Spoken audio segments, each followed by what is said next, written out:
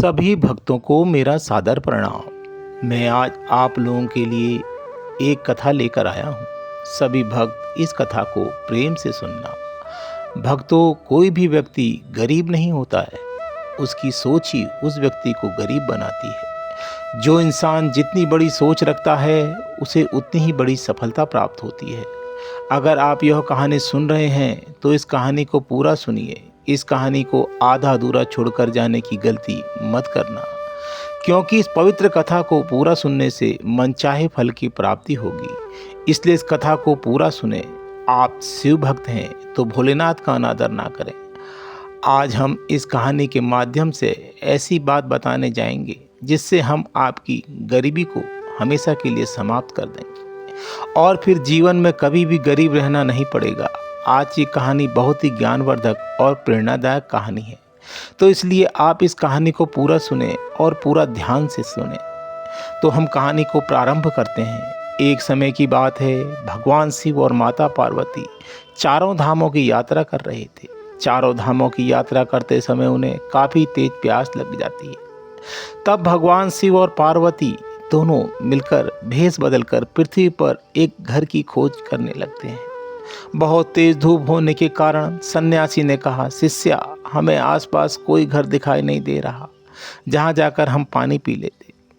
अब इधर उधर नजर दौड़ाने के बाद उन्हें खेत में एक घर दिखाई देता है। अब भेष बदले सन्यासी और शिष्या उस घर के पास जाते हैं और हल्के से दरवाजे को खटखटाते हैं। कुछ देर बाद दरवाज़ा खुलता है तो घर के अंदर से एक व्यक्ति और पत्नी और 4 बच्चों के साथ बाहर आता है। उन सभी के कपड़े काफ़ी मैले और फटे हुए थे।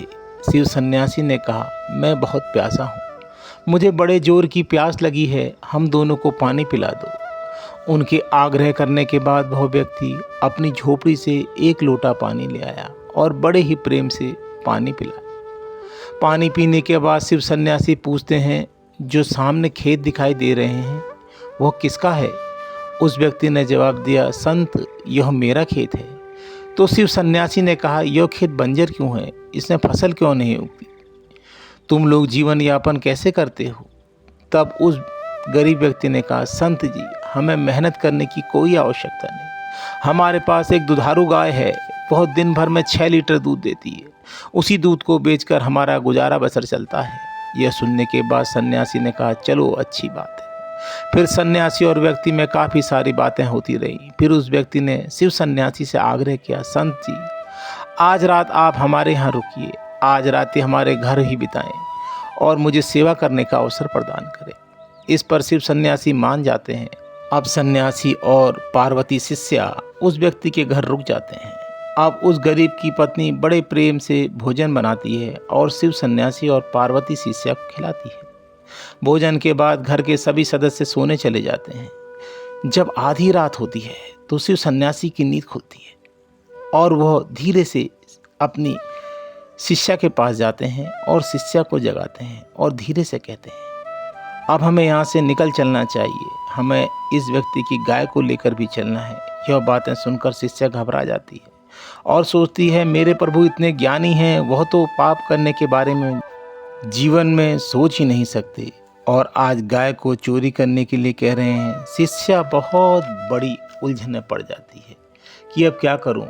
कुछ देर तक सोचने के बाद पार्वती शिष्या के मन में यह बात आती है, चलो, इस दुनिया में पति से बढ़कर कोई नहीं है। अगर मैं पति का अपमान करूंगी, उनकी बातें नहीं मानूंगी तो मैं पाप की भागी बनूंगी, वो मुझे कभी भी माफ़ नहीं करेंगे। माता पार्वती इसी कारण तैयार हो जाती है।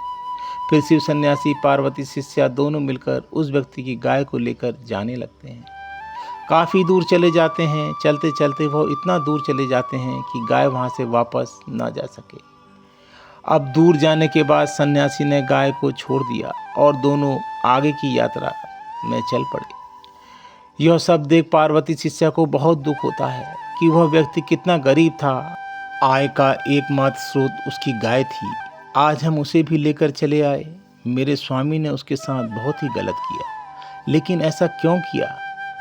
वह तो कभी पाप नहीं कर सकते, आखिर ऐसा क्यों किया? उन्होंने उसके मन में काफ़ी सारी बातें थी। उसे मन ही मन यह सब बातें कचोट रही थी।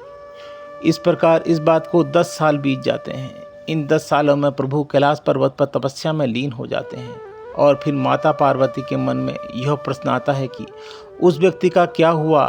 तब माता पार्वती शिष्या के रूप धारण कर पृथ्वी लोक पहुंचती है और उस व्यक्ति से मिलने जाती है।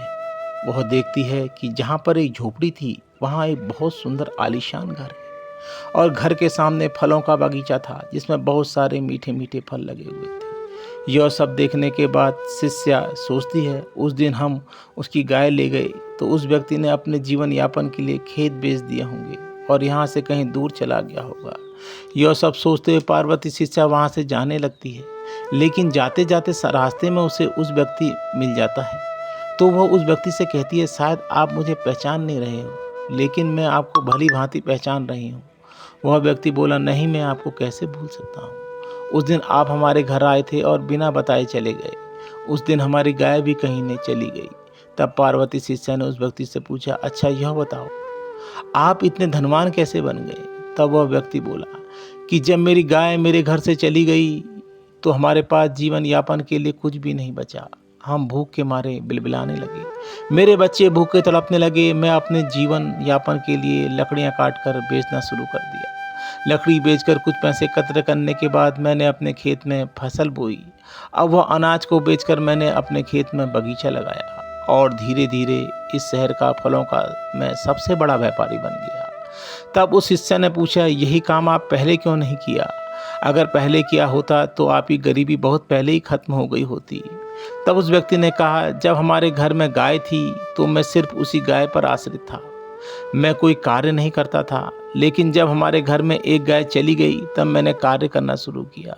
मैंने मेहनत करना शुरू किया। जीवन में पहली बार मेहनत और आज उसका यह परिणाम है। आज मैं बहुत ही अमीर हूँ। इतना सुनकर शिष्या मन ही मन सोचने लगी कि प्रभु आपकी लीला अपरंपार है, इसे कोई नहीं समझ सकता।